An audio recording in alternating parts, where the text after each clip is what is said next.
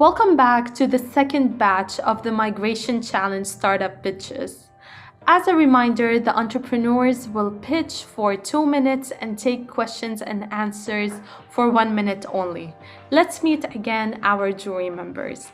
Today we have with us 4 awesome jury members that are Valentina Primo, the founder and CEO of Startup Without Borders, Lisa Labonte, the CEO of the Arab Youth Venture Foundation, Harshvendra Soin, the Global Chief People Officer and Head Marketing at Tech Mahindra, and Konstantin Hapkimeyer, the Investment Associate at IOE-Seedstars.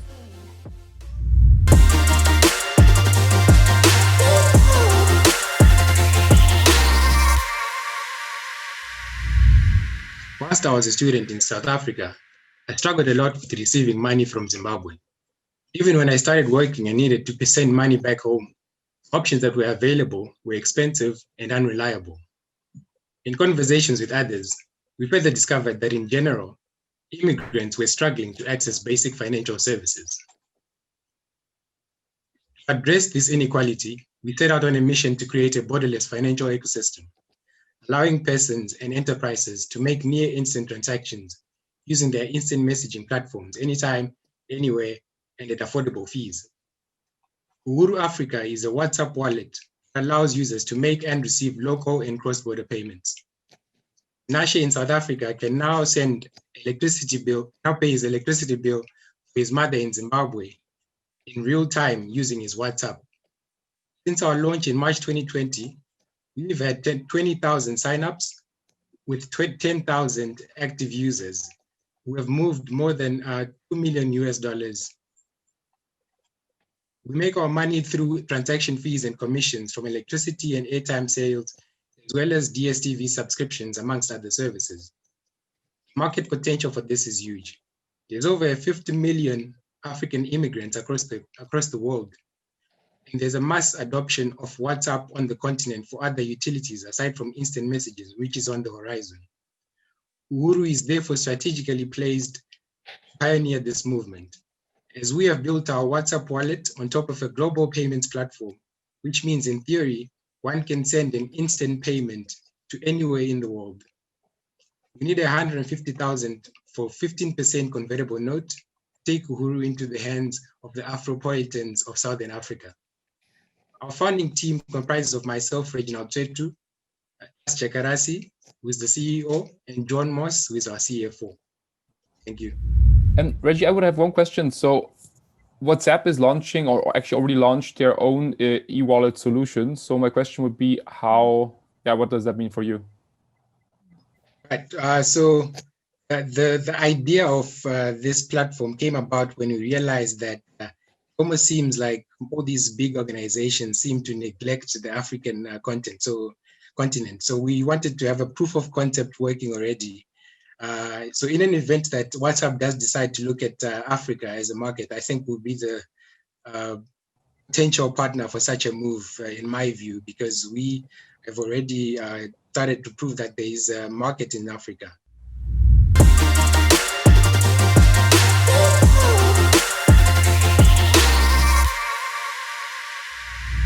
Hello, I'm Dr. Kate Telenko, founder and CEO of Corvus Health, a sustainable platform for training and recruiting health workers in low-income countries. Who will take care of you and your parents when you are sick? The WHO estimates a global shortage of 18 million health workers by 2030. In this $20 billion industry, 2 million health workers are recruited from low-income countries every year. This system is broken. It's expensive. It recruits workers with high rates of failed placements. It damages health systems in poor countries, and it leaves workers vulnerable to trafficking and abuse. Corvus Health has developed an exclusive network of health professional schools in low-income countries that we use as a platform to sustainably recruit and train more health workers to address this shortage. Here's how it works. When a health facility requests recruitments, they pay us an upfront network fee. We work through our network to find the right type of alumni with the right skills.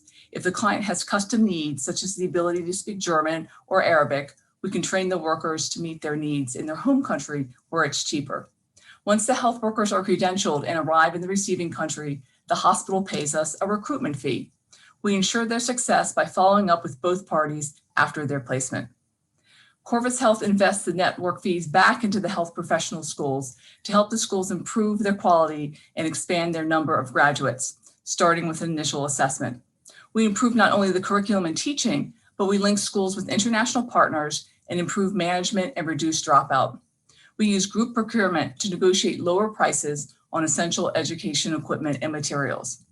Corvus Health has already set up our network of schools, and we are in the early stages of working with hospitals in the UK and Germany.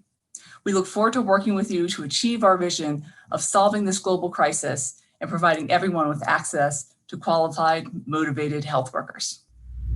Sorry, I just had one question. I mean, it's a great platform, but is it not very similar to the other recruitment agencies? How is it different? Because I know you're specializing in healthcare, but apart from that, any other USP that you have?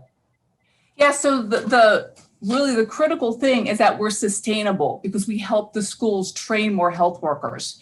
What happens right now is many countries can't meet their basic needs because so many health workers are outside the countries providing care in high-income countries. So other recruiters, they don't do that. They don't give back. It's not sustainable. So we have the sustainable piece. And also our network is exclusive. If we sign a contract with a school, they cannot work with another recruiter. And our model is also cheaper because since the school reaches out to their alumni networks, we don't need to have as many recruiters as other people have. And Kate, is it the school that's paying you? Who's paying you? The hospitals and health facilities in the high-income countries are. All right, thank you. Kate, one last one. What's your current traction? So the current traction is that we're negotiating with hospitals in the UK and Germany. We have our network set up, so we're pre-revenue from that point of view. Okay, thank you.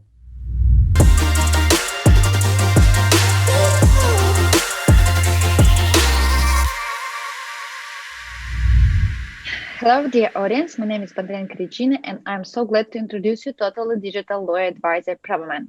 But let's talk about immigrants.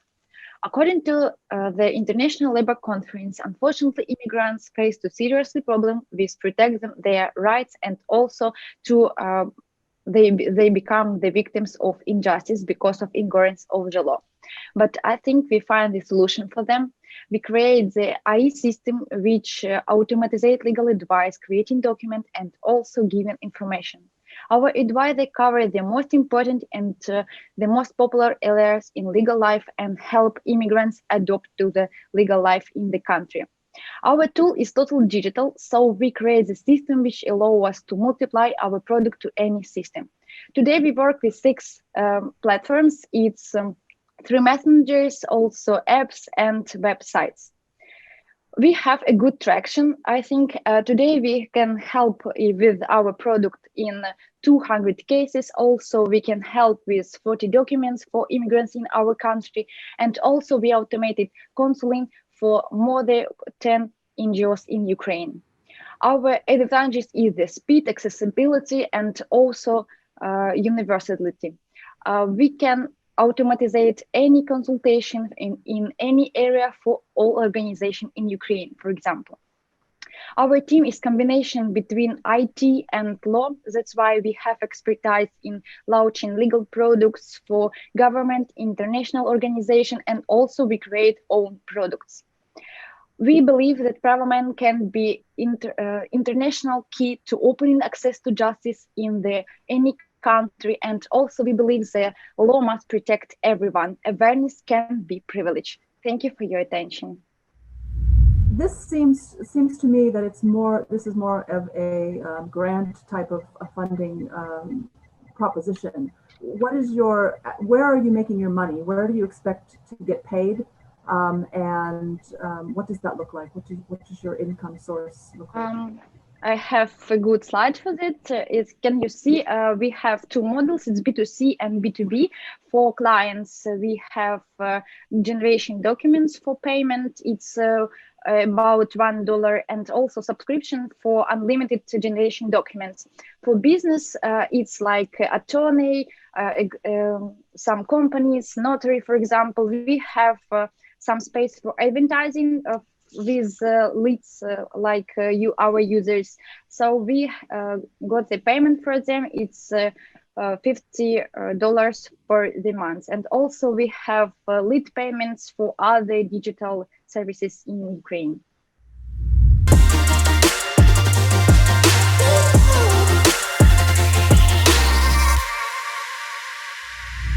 Hello everyone, my name is David Norman. I'm the CEO of Juno. We're a digital banking service that provides financial inclusion services to the unbanked population so that they can take better control of their lives.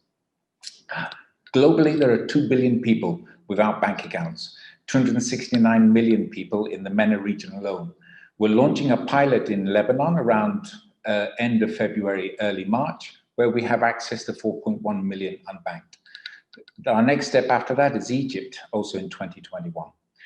We focus on migrant workers, both local and international, millennials, local adults, as well as short and long-term refugees. How do we do this? We provide a cloud-based digital service that we hook in with local partners. They are issuing institutions such as card providers, as well as IBAN providers, and we work with money transfer agents and large retail chains where they will act as our branches. As an example, in Lebanon, we'll have access to over 500 branches. We provide a full ecosystem from wallets to bill payments to virtual cards and physical cards, even payday loans and microloans. Our model is such that we are very cost effective in penetrating the market. It takes us around 3 to 4 months to penetrate. Our only real delay is getting the licensing more than anything else, the actual commercial deals with the banks, etc. We are cloud-based, as I said, so we find that our cost of acquisition is around 10% that of an incumbent bank. We also work with NGOs to look at remittance services that we can provide to get a mass base. Our revenue streams have come from transactions. We do not charge on cash in. We do not charge on any on-net services such as peer-to-peer. We only ask for a small fee if it's an ATM withdrawal, a bill payment, or a money transfer.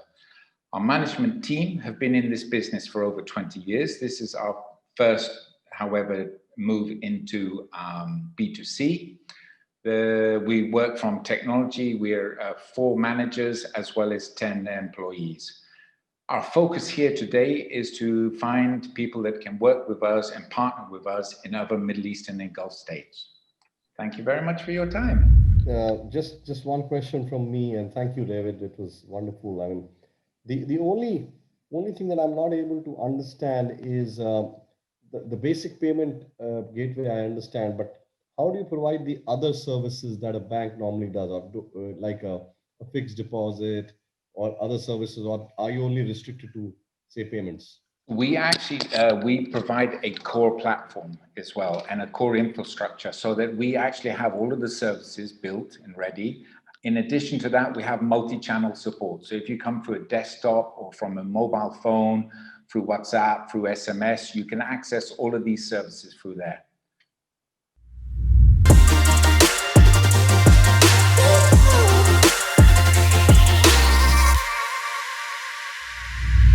So hello everyone, my name is Anastasia and I'm the founder of UKHired. 7 years ago, I moved from Russia to Great Britain for my studies. And after graduation, when I started looking for jobs, I discovered a big problem. So finding a job nowadays anywhere is quite difficult, but when you're a migrant who needs work visa in the UK, the task becomes almost impossible.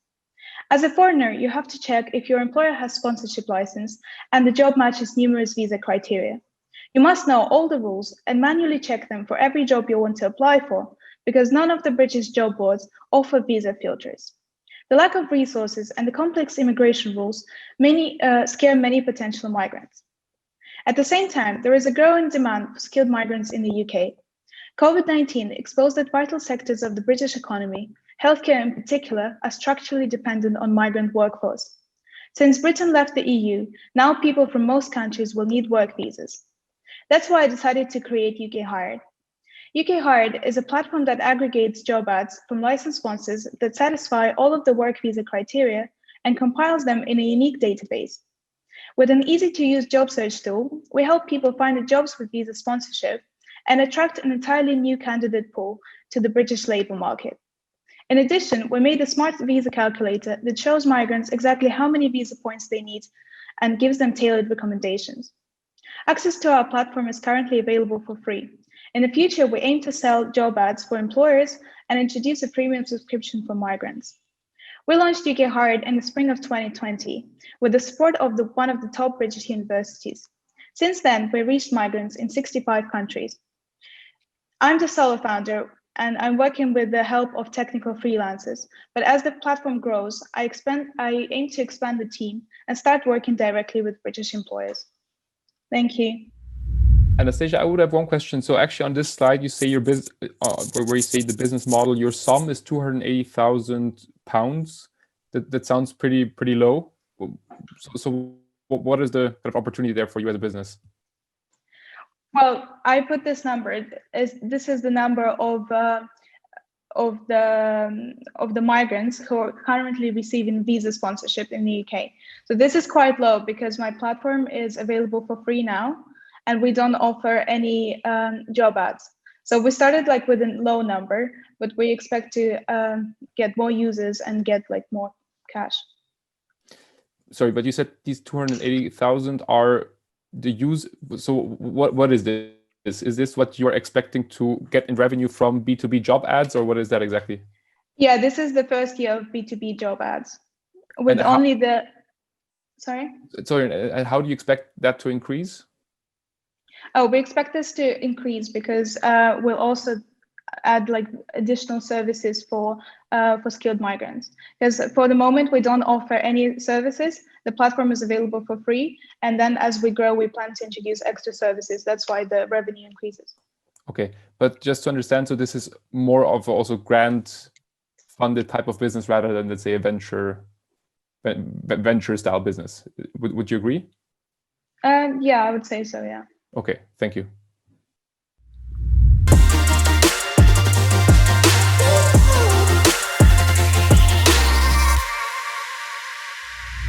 Hello, everyone. My name is Raj, and I'm the CEO and co-founder of Whaleit.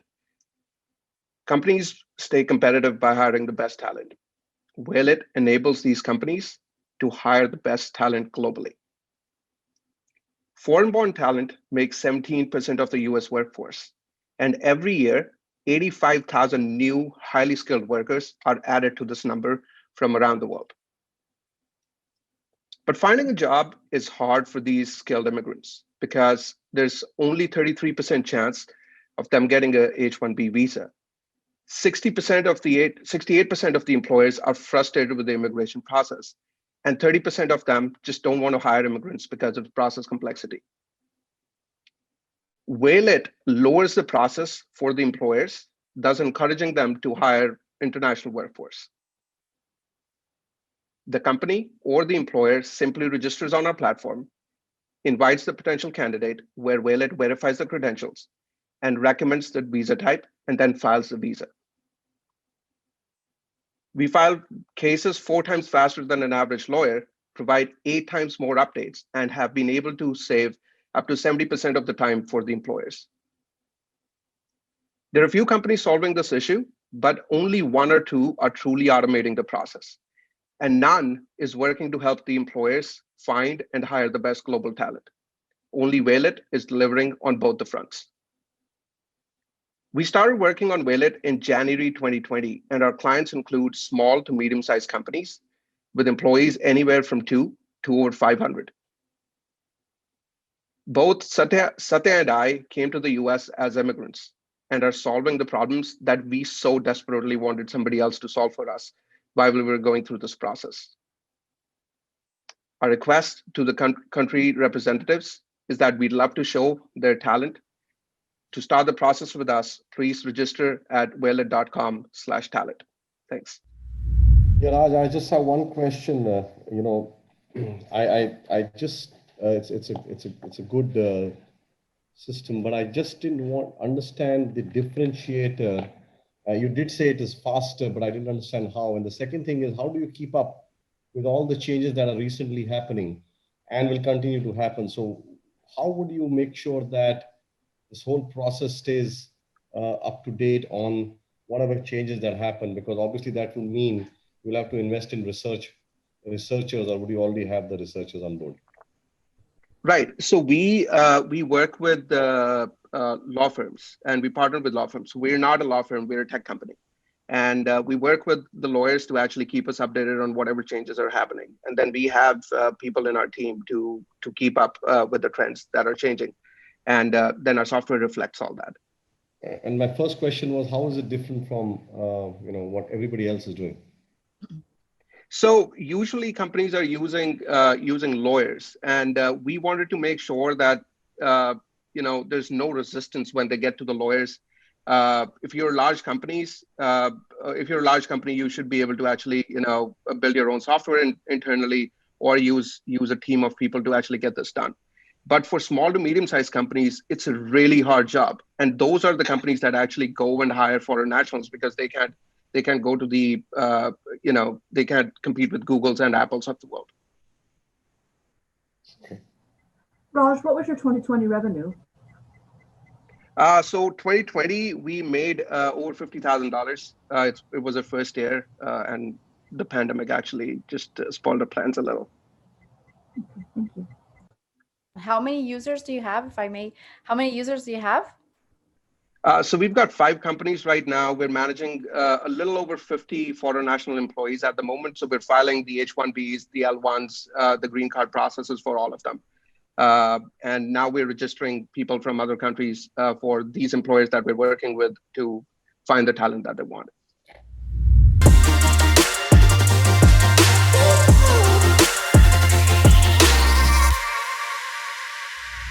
So my name is Yuri, and I'm co-founder and CEO here at Laowai Career. We've been founded in 2016 in the heart of China's Silicon Valley here in Beijing, and we are taking the pain out of the cross-border recruitment for companies operating in China and across Asia in general.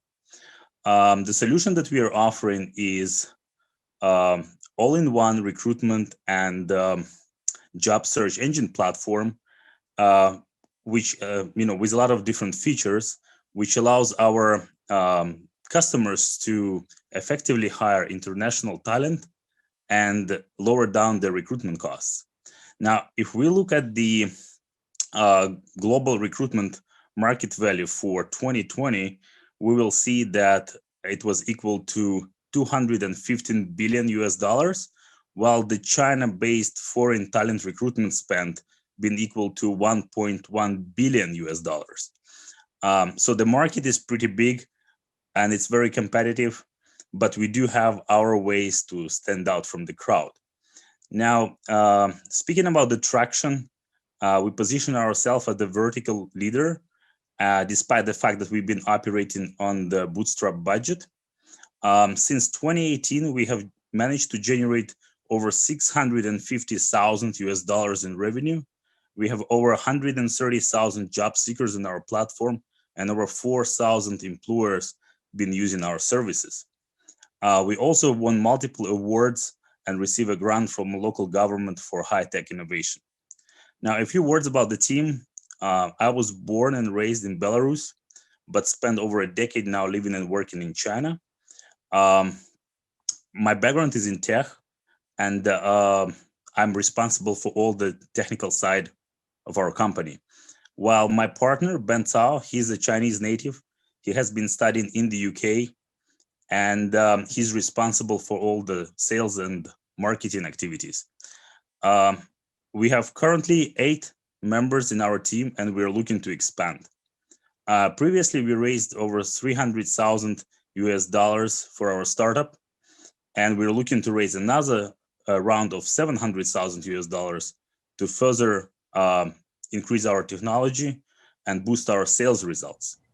Thank you so much for listening and the opportunity given, and I'm happy to answer any questions that you may have. It's a great and very innovative tool. Just wanted to check with you. You yourself said it's very crowded, the market in this area. So what's your single biggest differentiator in this tool that you have? I would say we have 2, not just single one. So one would be the technology advancement, because we have a very deep knowledge on how to build the proper infrastructure to really connect candidates and the companies from different parts of the world together. And the second advantage would be the knowledge of both markets, because me and my partner, we come from totally different cultural backgrounds. Your technology, is it patented or? It's been fully developed in-house and it's patent pending. Is there a patent pending? Yes, it's now patent pending, yes. Okay. And when you raised your $300,000, where did that come from? Was it? It's come from a single investor. It's a public company here in China, which is focused on sending Chinese students out to study abroad. And what was the valuation on that? Thank you. I have the numbers in RMB, which is different from the US dollars.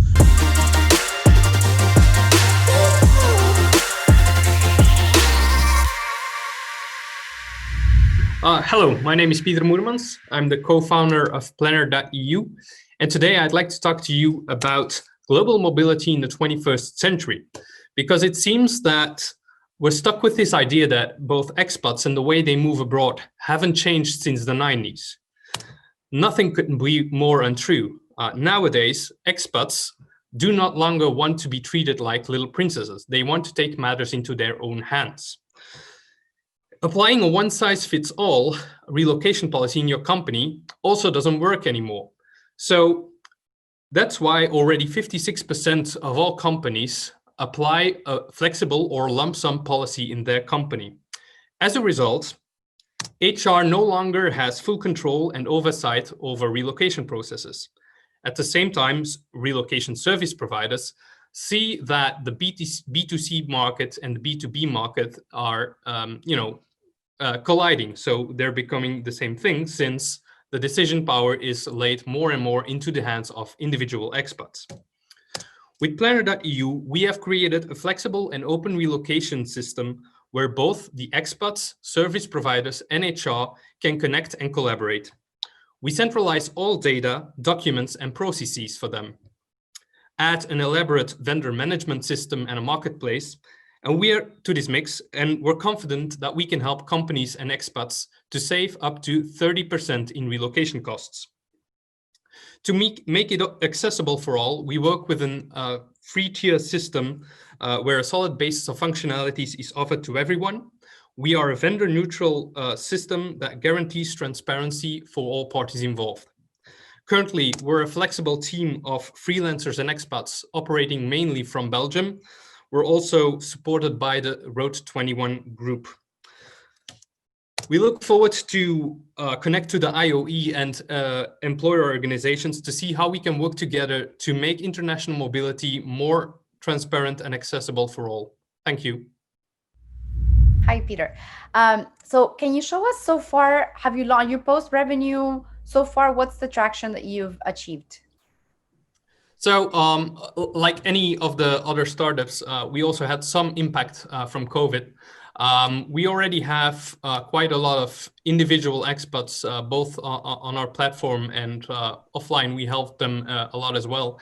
For the B2B market, we only started servicing to that market the end of last year. And it's needless to say that in most companies, international mobility wasn't the main issue that they had in mind. But we did have a fairly good traction January, February last year. We had on average 20 sales meetings per month. We already have two smaller pilots that are launched. And we have about 120, 130 expats, individual expats that we were able to help in the last 2 years.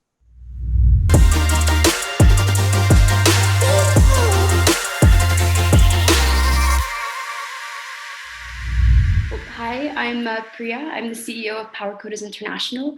PowerCoders addresses two complementary issues that sort of follow the logic of supply and demand.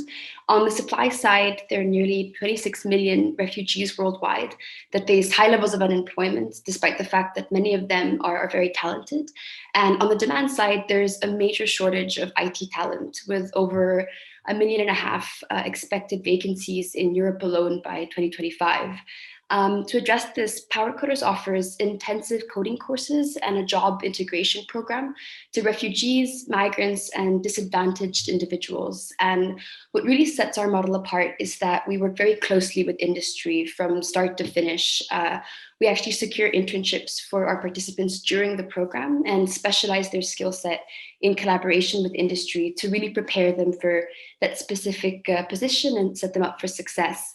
And this really reflects in our success metrics. 90% of our graduates find internships and over 60% find a full-time position, making us one of the most successful coding schools for refugees in Europe.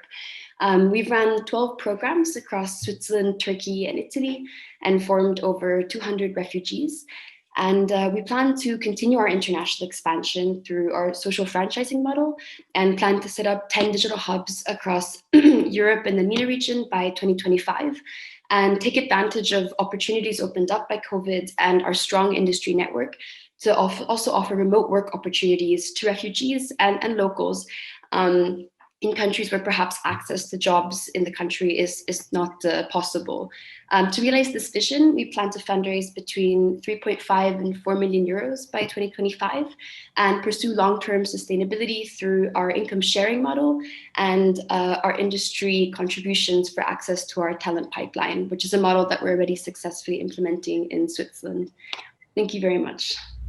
Congratulations. I actually heard of you guys and the wonderful job that you do.